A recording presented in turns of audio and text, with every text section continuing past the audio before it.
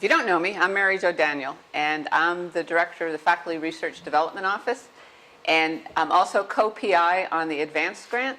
So this is part of our workshop series on that we do for faculty and staff in this case too, on how to develop a good research career.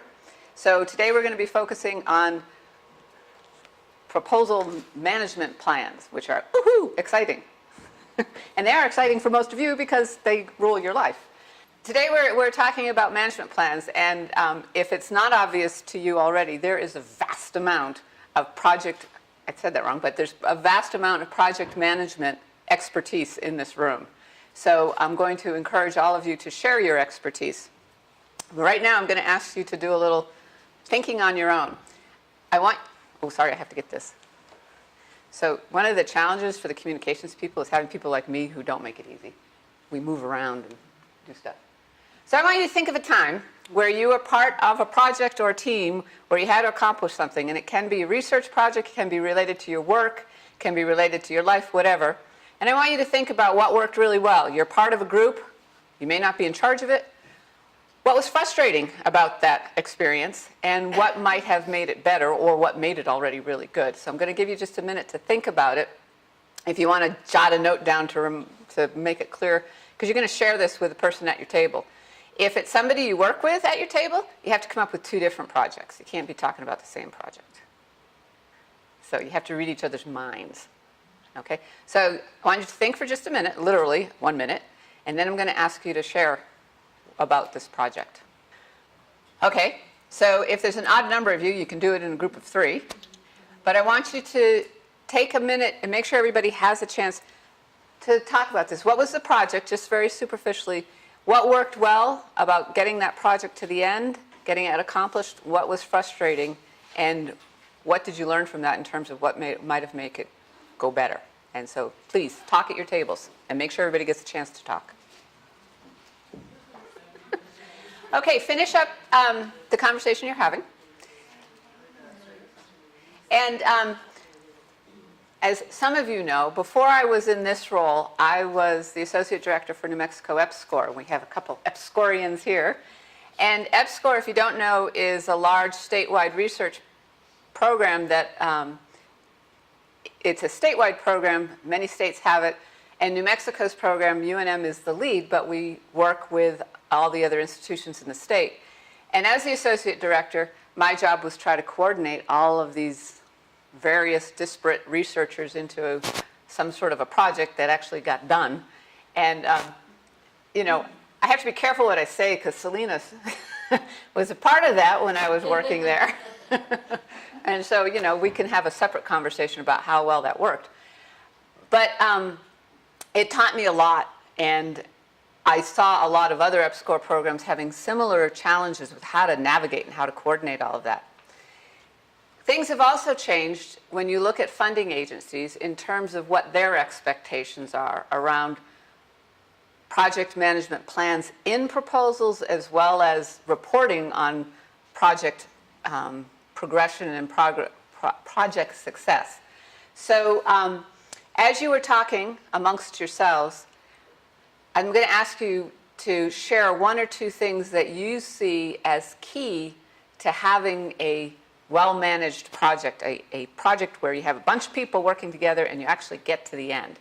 What is one key thing that you think every project needs to have in order to be successful? Okay.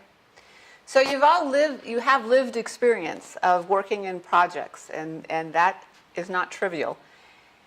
And what we're looking at 2 different things. We're looking at the implementation of a project and how really you make it work when you're doing it. But then there's also the putting something in a proposal that's going to convince somebody they should give you the money, so then you have to figure out how to actually do it. So we're going to be looking at both of those to a certain degree. And truly, I'm sincere when I say you all have an immense amount of experience, so please be willing to share that with each other. I mentioned that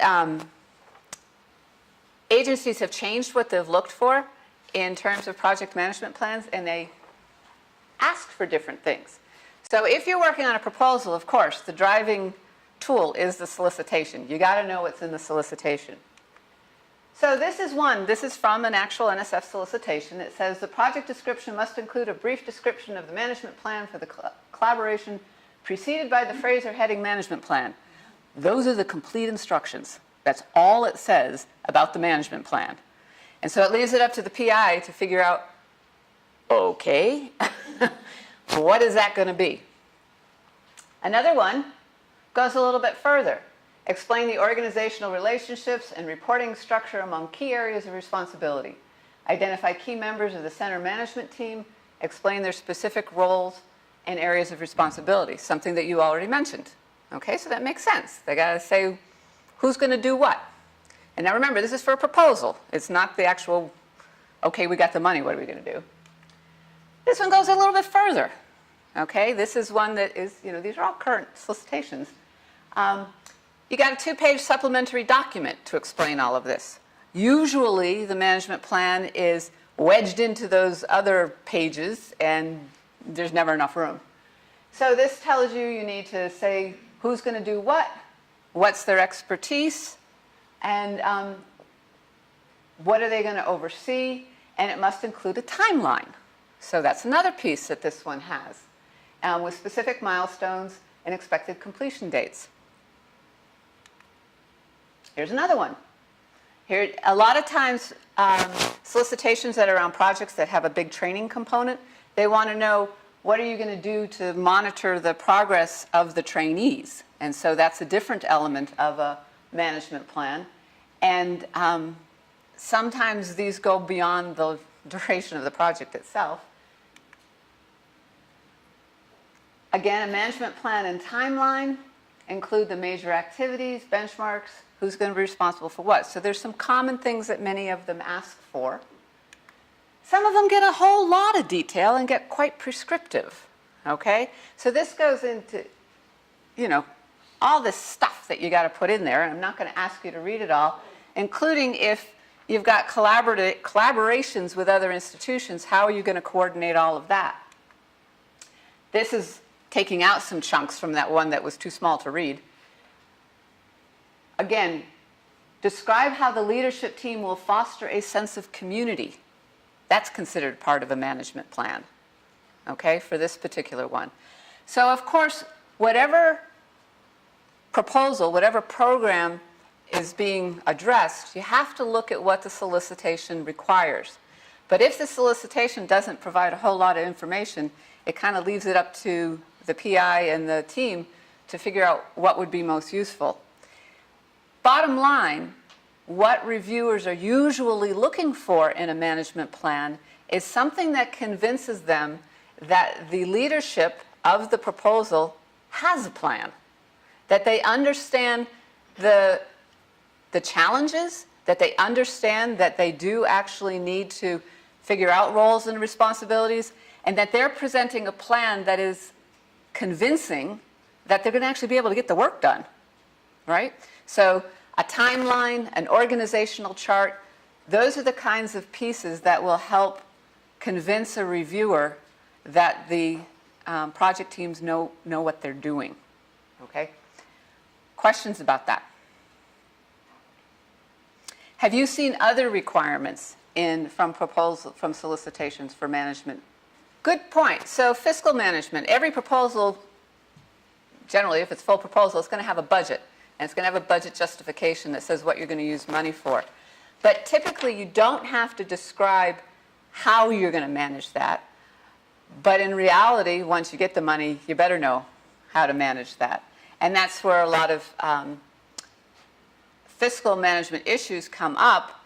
And there is actually a workshop coming up next month from Advance that will talk largely about award management on the fiscal side, some of the details.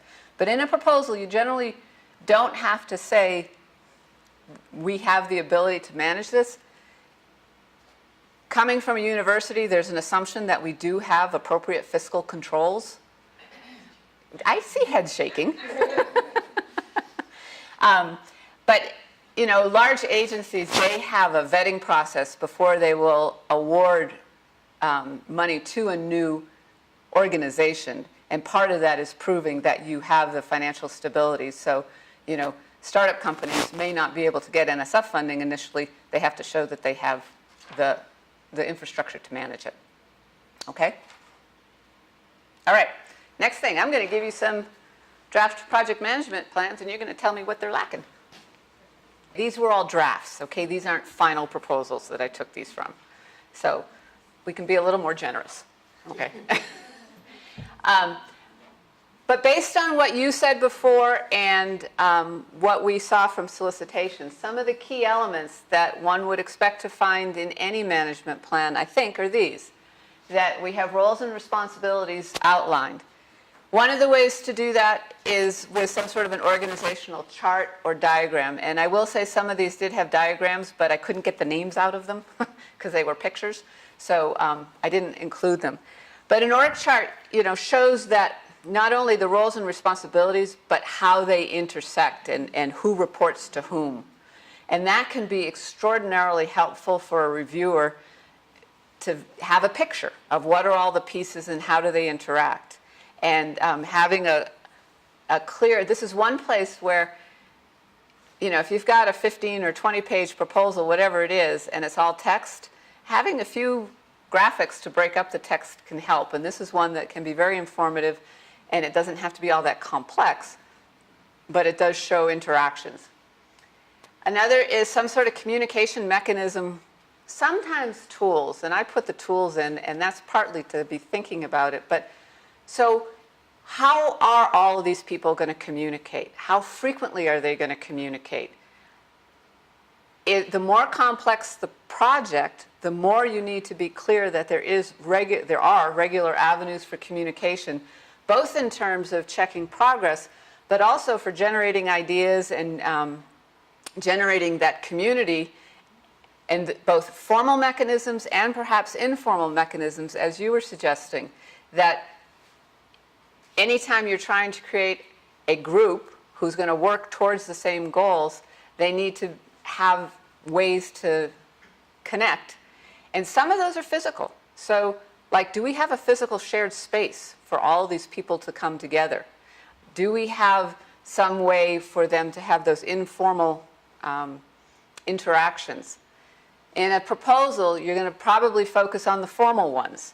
So, yep, we're going to have weekly lab meetings or monthly meetings. We're going to meet by, if it's a geographically distributed project, we're going to meet using Zoom and whatever else, teleconferencing.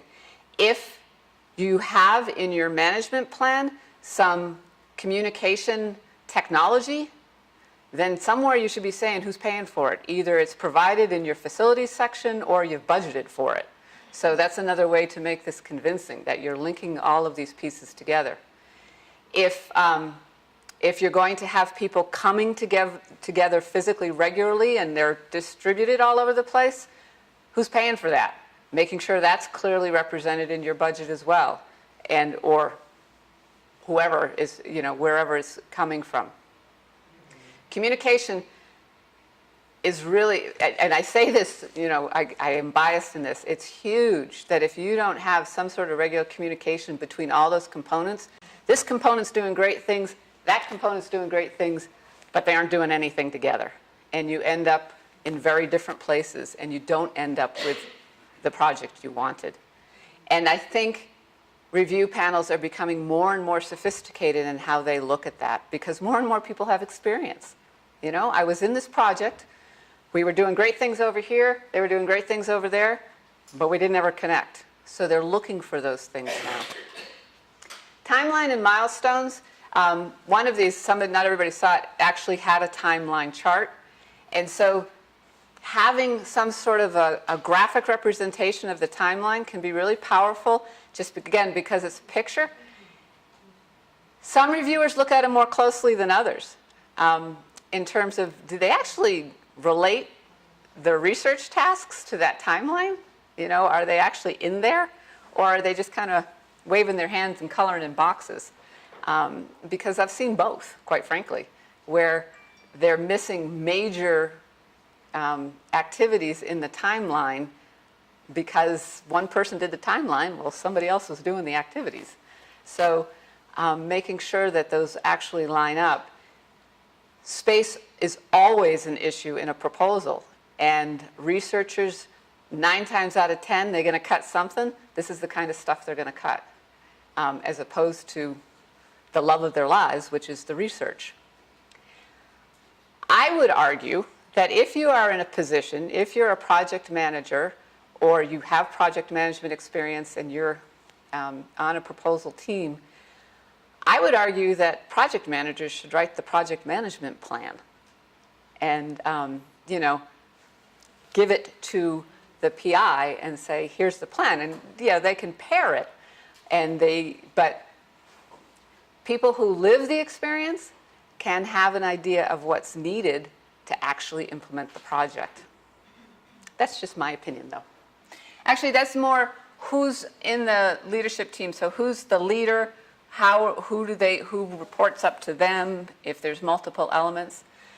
You know, proposals that are talking about complex projects are the ones that are going to require management plans.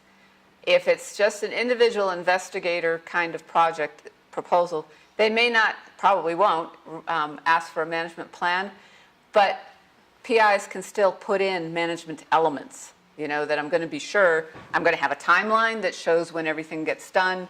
I'm going to have a plan for managing my specific lab.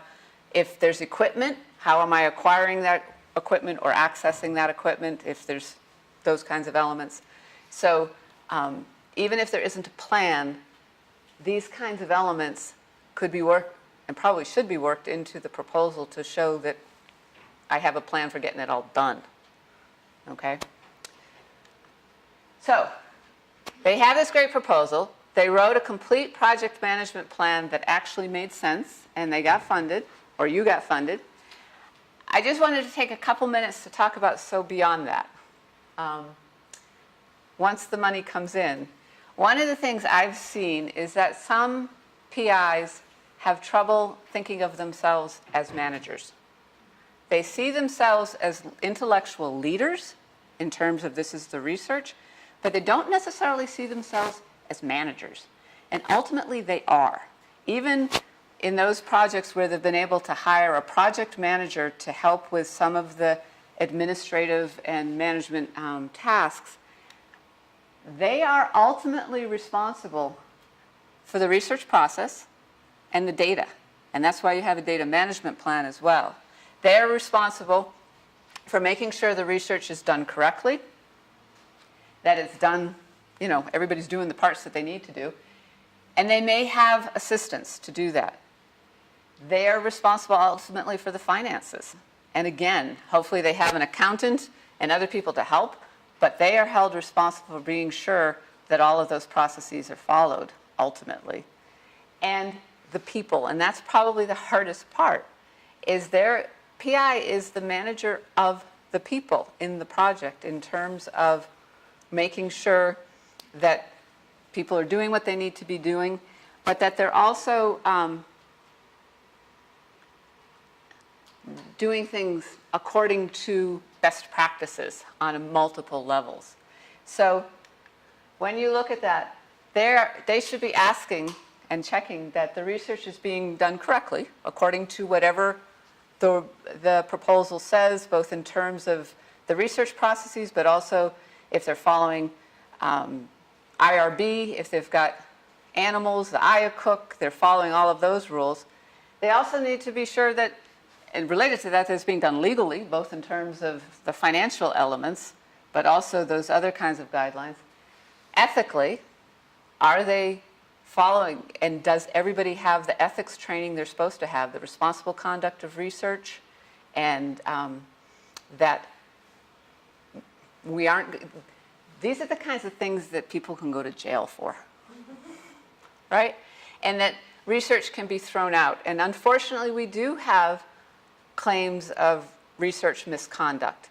And ultimately, the PI is responsible for that, and safely. And I put this up in part because we had a speaker here last week who was hired in the California system because, you know, they had a lab accident that resulted in death. And, you know, it was like, the PI was like, well, I told them what to do, kind of thing, and didn't recognize that it was their responsibility to make sure everything was done safely and that they were following the correct protocols.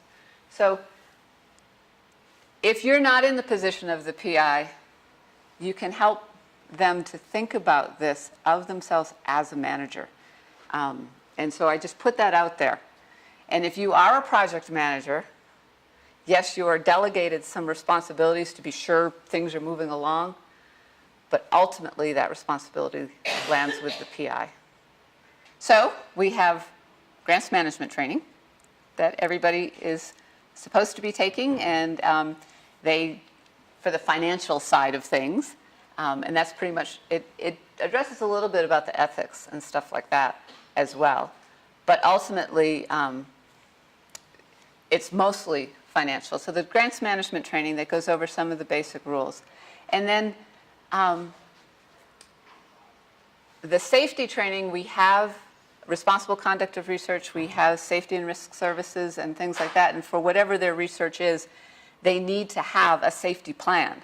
And they should have a safety officer within your unit, whatever it is, that ensures that the facility is safe and equipment is safe and everybody has the appropriate training. Ultimately, how they're held accountable for all this stuff is when things go wrong. So the idea is to not let things go wrong. And so while the PI is ultimately responsible, I think we all have responsibility for noticing, you know what? I see this thing happening that is unsafe, inappropriate, or unethical. And we have procedures in place for all of that, you know, in terms of reporting things to the compliance office or whatever. I mean, if it has to go that far. But you're in a position sometimes to see things that the PI may not see. And so having that communication to say, you know what, I see this thing happening, it doesn't seem safe, or I wonder if it's right, or I see one person mistreating another person in terms of inappropriate behavior or harassment. You know, we all do that sexual harassment training every year, so we all know exactly what to do there, right?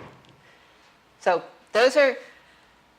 I bring this up simply because in the proposal, we're going to write a management plan that convinces people we know what we're doing, we have a plan for doing it, but then once it's reality, we need to be sure that everybody understands the roles and responsibilities and that the PI is the manager, is a manager. So a couple resources for all of this.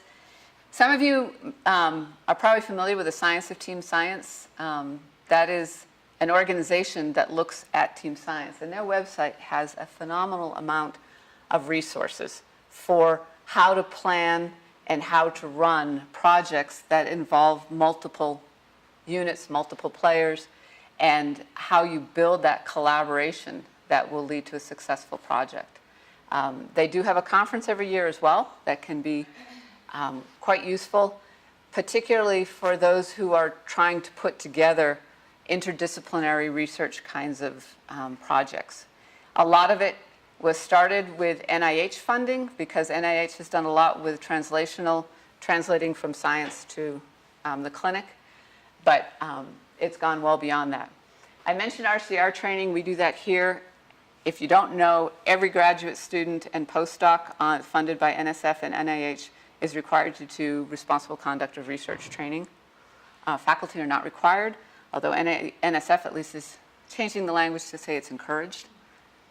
And then the next advanced workshop I mentioned is on the awards side of it, the fiscal management. That is in March on, 22nd. Thank you, March 25th. 22nd.